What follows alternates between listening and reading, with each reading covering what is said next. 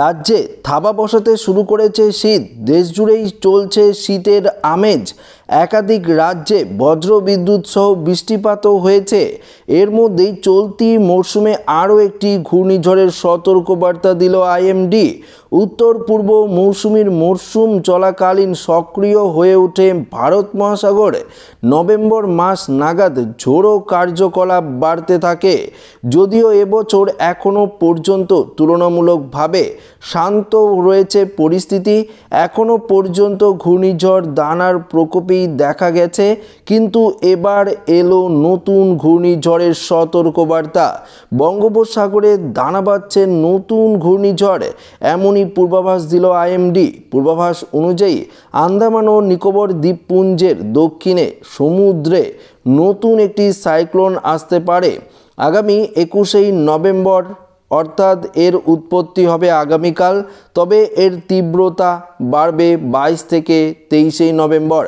যদি এটি ঘূর্ণিঝড়ে পরিণত হয় তাহলে এটি মরশুমের দ্বিতীয় ঘূর্ণিঝড় হতে চলেছে। সদ্য দেশগুলি এই ঘূর্ণিঝড়ের নামকরণের পরিপ্রেক্ষিতে এর নাম হতে চলেছে ঘূর্ণিঝড় ফিঙ্গেল বা ফ্রিঞ্জেল। এর নামকরণের প্রস্তাব করেছে সৌদি আরব। তো বন্ধুরা, আপনারা বুঝতেই পারলেন ঘূর্ণিঝড় ফ্রিঞ্জেল বা ফ্রেঙ্গেল যে আসছে সেটা কিন্তু সরাসরি আপনারা একদম ডিটেলস আপডেটে জানতে পারলেন। তো আসুন আমরা চলে যাই লাইভ আপডেটে। লাইভ আপডেটে কী দেখাচ্ছে আপনাদেরকে দেখিয়ে দিচ্ছি। তো বন্ধুরা, আমরা চলে এসেছি লাইভ আপডেটে। এই মুহূর্তে লাইভ আপডেটে আপনারা দেখতে পাচ্ছেন একদম ক্রমশ শক্তিশালী রূপ নিয়ে 26 থেকে 27 তারিখ নাগাদ বাঁক নিয়ে এই ঘূর্ণিঝড় ফ্রিঞ্জেল বা ফ্রেঙ্গেল একদম 28 থেকে 29 তারিখ নাগাদ চেন্নাই নেল্লোর এই যে জায়গাটি রয়েছে, বিজয়ওয়াড়া রয়েছে, এখানে কিন্তু ল্যান্ডফল করতে পারে। তবে যেটা আপনাদেরকে বলছিলাম যে আগামীকাল থেকেই ঘূর্ণিঝড় ফ্রেঞ্জেল এর যে প্রক্রিয়া সেটা কিন্তু শুরু হবে। দেখতে পাচ্ছেন দক্ষিণ যে চীন সাগর রয়েছে এখান থেকে বায়ুর ঝাপটাটা একদম বঙ্গোপসাগরে প্রবেশ করছে। প্রবেশ করে কিন্তু এই সাইক্লোনিক সিস্টেমটি তৈরি হচ্ছে, যা 22 থেকে 23 তারিখ নাগাদ আরও তীব্র হবে, অর্থাৎ নিম্নচাপে পরিণত হবে।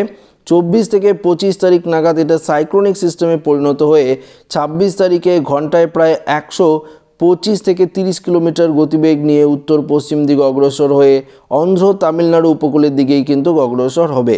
এর জেরে প্রচুর পরিমাণে ঝড় বৃষ্টির সম্ভাবনা রয়েছে।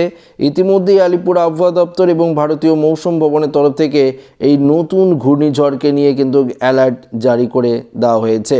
তবে এই মুহূর্তে যদি আপনারা দেখেন, এই মুহূর্তে আবহাওয়ার পরিস্থিতি যেটা আমরা দেখতে পাচ্ছি, পশ্চিমবঙ্গ, বাংলাদেশ, অসম, ত্রিপুরা, মণিপুর, মিজোরাম থেকে শুরু করে উড়িষ্যা সমস্ত জায়গায় মোটামুটি আকাশ পরিষ্কার রয়েছে। ভারতবর্ষের সমস্ত জায়গায় কোনো রকম মেঘ আমরা দেখতে পাচ্ছি না। শুধুমাত্র দক্ষিণ ভারতের দিকে, অর্থাৎ বেঙ্গালুরু, নেল্লোর, চেন্নাই, পুদুচেরি, কোয়েম্বাটোর, তাঞ্জাবের, তিরুনাভেলি থেকে শুরু করে সেলেম, মাইসুর, কান্নুর, কোঝিকোড, ভেলোর এই জায়গাতে মোটামুটি আমরা কিছুটা মেঘলা আকাশ দেখতে পাচ্ছি। তাছাড়া অন্যান্য জায়গাগুলিতে সম্পূর্ণরূপে মেঘমুক্ত রয়েছে।